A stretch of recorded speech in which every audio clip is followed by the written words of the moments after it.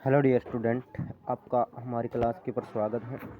Mainly HSC JEE और जो lineman इनके लिए वैकेंसी निकली हुई है, उनके लिए क्लासेज रहेंगी। और बीआरओ इलेक्ट्रीशियन के लिए स्पेशली क्लास रहेगी। बीआरओ इलेक्ट्रीशियन से डिटो क्वेश्चन फंसेंगे 100%, इस बात की गारंटी। इस क्लास से 100% क्वेश्चन आएंगे। ठीक है, अपन लोग बात करते हैं कि पहला ही क्वेश्चन यही आता है एग्जाम के अंदर कि जो साइंक्रोनिस मोटर है, साइंक्रोनिस मोटर उसके अंदर एक शाफ्ट होती है। शाफ्ट के ऊपर एक्साइटर लगा होता है। एक्साइटर किस रूप में कार्य करता है? तो अपन जो एक्साइटर होता है वो डीसी शंट मोटर के रूप में, डीसी शंट जनरेटर के रूप में कार्य करता है। ठीक है, तो इसका बी ऑप्शन ही हो जाएगा। DC shunt generator, B option इसका राइट रहेगा। नेक्स्ट क्वेश्चन की तरफ चलते हैं कि induction type auto synchronous motor किस पावर फैक्टर पर कार्य करती है?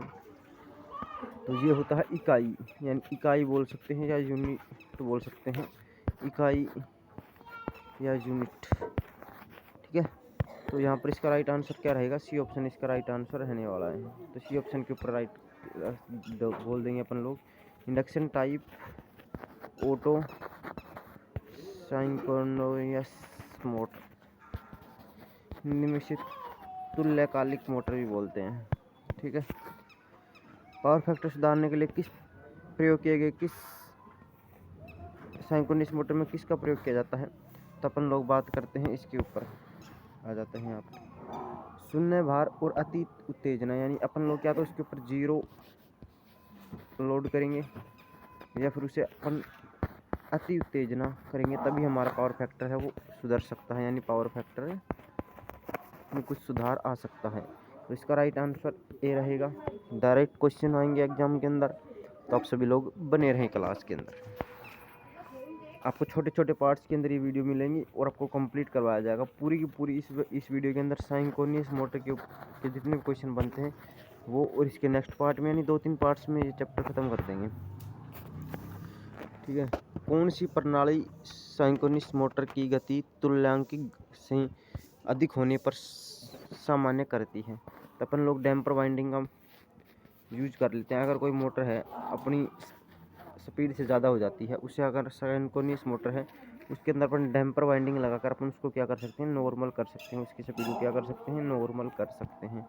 तो यहाँ पर भी ऑप्शन इसका राइट आंसर रहेगा। साइंक्रोनियस मोटर जो सामान्य है का प्रारंभिक टॉर्क होता है। तो जो साइंक्रोनियस मोटर है उसका टॉर्क है, जो स्टार्टिंग अपन उसको स्टार्ट करते हैं उस टाइम उसका कितना होता है? ZERO जीरो, यानी शून्य उसका क्या होता है? टॉर्क होता है। तो इसका सी ऑप्शन राइट आंसर हो जाएगा। कौन सी गति पर तुल्यांकित मोटर चलती है? तो अपन जो साइंक्रोनियस मोटर वो अपना कौन सी स्पीड पे चलती है? तो साइंक्रोनियस स्पीड पे ही चलती है। तो यहाँ पर बी ऑप्शन इसका राइट आंसर हो जाएगा। बेसिक क्वेश्चन है कि व्हाट इज द साइंक्रोनियस मोटर? जो साइंक्रोनियस स्पीड पे कार्य करे उसे साइंक्रोनियस मोटर बोलते हैं। अपन लोग 7th क्वेश्चन की तरफ बढ़ते हैं। निम्नलिखित में से किस मशीन की बनावट साइंक्रोनियस मोटर के समान होती है? तो अल्टरनेटर है। अल्टरनेटर की जो संरचना होती है, स्ट्रक्चर होता है, और जो अपना ये होता है अल्टरनेटर, और यहाँ पर बोल सकते हो साइंक्रोनियस मोटर, इन दोनों क्या होती है? सेम होती है। तो यहाँ पर डी ऑप्शन इसका राइट आंसर हो जाएगा। कौन सी सप्लाई पर साइंक्रोनियस मोटर चलती है? किस सप्लाई पर अपनी साइंक्रोनियस मोटर चलती है? तो इसका राइट आंसर हो जाएगा AC 3 फेज पे चलेगी, और DC सप्लाई और सिंगल फेज सप्लाई पर। ठीक है, तो यहाँ पर इसका राइट आंसर हो जाएगा B option, AC 3 phase DC single phase पर ये कार्य करेगी। तो इसका ऑप्शन बी राइट रहेगा। 8 क्वेश्चन हमने डिस्कस किए। नेक्स्ट क्वेश्चन की तरफ चलते हैं। शक्ति गुणांक पर साइंक्रोनियस मोटर चलती है, किस शक्ति गुणांक पर? तो कोई भी शक्ति गुणांक के ऊपर ये क्या करती है? कार्य करने लग जाती है हमारी कौन सी? साइंक्रोनियस मोटर। कोई भी शक्ति गुणांक होगा ये कार्य करेगी। ठीक है, नेक्स्ट क्वेश्चन की तरफ चलते हैं। यदि किसी साइंक्रोनियस मोटर को 3 फेज सप्लाई पर स्विच ऑन किया जाता है तो वह स्टार्ट होगी और इंडक्शन मोटर की तरह चलेगी। यदि अपन साइंक्रोनियस मोटर को 3 फेज सप्लाई के ऊपर अपन लोग चलाते हैं तो स्टार्ट भी हो जाएगी और वो इंडक्शन मोटर की तरह ही कार्य करेगी। यानी इंडक्शन मोटर जानते हो आपको, इंडक्शन मोटर दो प्रकार की होती हैं, एक तो सिंगल फेज इंडक्शन मोटर और एक 3 फेज इंडक्शन मोटर। दोनों को नेक्स्ट चैप्टर्स में अपन लोग कवर करेंगे। प्रेरित वोल्टेज और सप्लाई वोल्टेज के बीच कोण क्या होगा जब साइंक्रोनियस मोटर शून्य लोड पर चल रहा है। अगर लोड शून्य है तो जो प्रेरित वोल्टेज और सप्लाई वोल्टेज उनके बीच में जो एंगल होगा वो ZERO जीरो का होगा। किसका होगा? ZERO। तो यहाँ पर इसका राइट आंसर शून्य हो जाएगा। नेक्स्ट क्वेश्चन की तरफ चलते हैं कि प्रेरित वोल्टेज और सप्लाई वोल्टेज, ये तो क्वेश्चन के बीच कोण क्या होगा जब सिंक्रोनस मोटर लोड पे चल रहा है। यानी लोड पे चलेगा तो 180 डिग्री से प्लस रहेगा ये, ठीक है। तो इसका राइट आंसर क्या रहेगा? डी ऑप्शन इसका राइट आंसर रहेगा। लोड पर तो ये रहेगा और नो लोड आ जाएगा तो यहाँ पर ZERO कर देंगे अपन लोग, ठीक है, शून्य। सिंक्रोनस मोटर की कुल स्टेटर वोल्टेज होती है तो EB और V का सदिश अंतर इसका राइट आंसर हो जाएगा, सदिश अंतर। तो इसका बैक EMF और वोल्टेज है उसका सदिश गुणनफल यानी वेक्टर प्रोडक्ट बोल सकते हो, वेक्टर डिफरेंस बोल दो, वेक्टर डिफरेंस। तो इसका राइट आंसर ए ऑप्शन इसका राइट आंसर रहेगा। शक्ति गुणांक कैसा होगा अगर सिंक्रोनस मोटर का फील्ड अप अलप उत्तेजित हो। तो इसका राइट आंसर होगा पश्चगामी।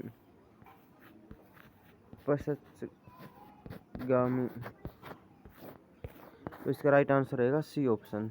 शक्ति गुणांक कैसा होगा अगर सिंक्रोनस मोटर का फील्ड अलप उत्तेजित हो। तो पश्चगामी इसका राइट आंसर रहेगा। क्या होगा 3 फेज सिंक्रोनस मोटर का एक फेज शॉर्ट सर्किट हो जाए तो मोटर स्टार्ट नहीं होगी। अगर इसका 3 फेज सिंक्रोनस मोटर का अगर वो एक फेज शॉर्ट सर्किट हो जाए तो मोटर है स्टार्ट ना हो नॉट, ठीक है। तो इसका राइट आंसर बी रहेगा। सिंक्रोनस मोटर का स्लिप रिंग इंडक्शन मोटर की अपेक्षा क्या लाभ है, ऐसा यहाँ पर इन्होंने बोला है, यानी पर लाभ ही होगा इसका। तो सिंक्रोनस मोटर का स्लिप रिंग इंडक्शन मोटर की अपेक्षा क्या लाभ है। तो इसका हो जाएगा शक्ति गुणांक परिवर्तित किया जा सकता है। तो यहाँ पर क्या रहेगा? शक्ति गुणांक परिवर्तित किया जा सकता है। तो ए ऑप्शन के ऊपर अपन लोग टिक कर देंगे ऐसे, ठीक है। नेक्स्ट की तरफ चलते हैं। सिंक्रोनस मोटर फुल लोड के ऊपर किस शक्ति गुणांक के ऊपर कार्य करता है। तो इसका राइट आंसर रहेगा वो रहेगा इकाई या 0.8 अर्गगामी। तो यहाँ पर रहेगा इकाई या 0.8 अग्रगामी। तो यहाँ पर इसका बी ऑप्शन इसका राइट आंसर रहेगा। किस तकनीक के द्वारा सिंक्रोनस मोटर को स्टार्ट की जाती है, किस स्पीड के ऊपर, किस तकनीक के द्वारा। तो यहाँ पर रहेगा उपरोक्त तीनों, DC शंट मोटर के साथ कपलिंग करके, DC कंपाउंड मोटर के साथ और डैम्पिंग मोटर के साथ, डैम्पिंग वाइंडिंग के साथ इनको स्टार्ट किया जाता है। नेक्स्ट क्वेश्चन की तरफ चलते हैं। सिंक्रोनस मोटर का इंडक्शन मोटर की तुलना में क्या लाभ होता है। तो इसका राइट आंसर रहेगा तीनों। भैंस कांस्टेंट वोल्टेज पे गति पे चलती है, टॉर्क सप्लाई वोल्टेज में परिवर्तन के प्रति कम संवेदनशील होता है, ये शक्ति गुणांक के बहुत बड़े रेंज के ऊपर चल सकती है। तीनों इसका राइट आंसर रहेगा। सिंक्रोनस मोटर की रोटर वाइंडिंग द्वारा उत्तेजित होती है। सिंक्रोनस मोटर की रोटर वाइंडिंग द्वारा उत्तेजित होती है।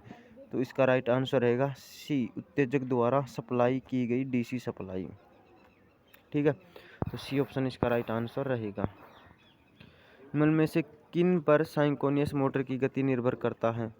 तो यहाँ पर डी ऑप्शन इसका राइट आंसर रहेगा। जनरेटर की EMF की आवृत्ति और सप्लाई वोल्टेज, आवृत्ति, सप्लाई फ्रीक्वेंसी और पोल्स की संख्या, नंबर ऑफ पोल्स के ऊपर भी डिपेंड करेगा। तो डी ऑप्शन इसका राइट आंसर रहेगा।